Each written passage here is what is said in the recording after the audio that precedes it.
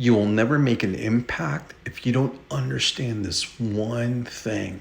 I was meeting with a group of managers that were debating whether or not they should manage by metrics or KPIs.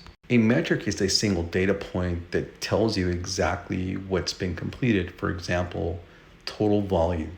That's a metric.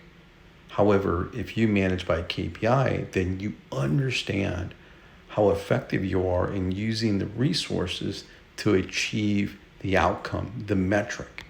And the debate was historically, that is the way the managers manage the work by a metric. We completed the work and that we're good. As long as we complete the number, we're good.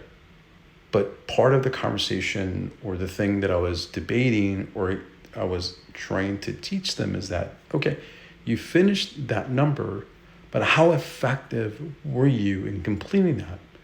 Did you use less hours, more hours? Did you use overtime in that? Do you know how you did?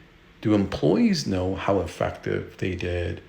Was there training involved? Was there retraining? Was there follow-up to execute those numbers?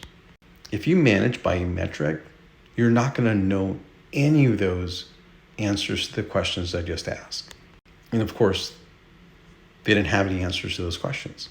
So when we talked about the KPI, which is productivity, we discussed the fact that if a KPI productivity is trending upward, meaning that you're getting more out of the labor hours that you're deploying, that means the behavior of the manager is positive and reinforcing the right behaviors with the employee.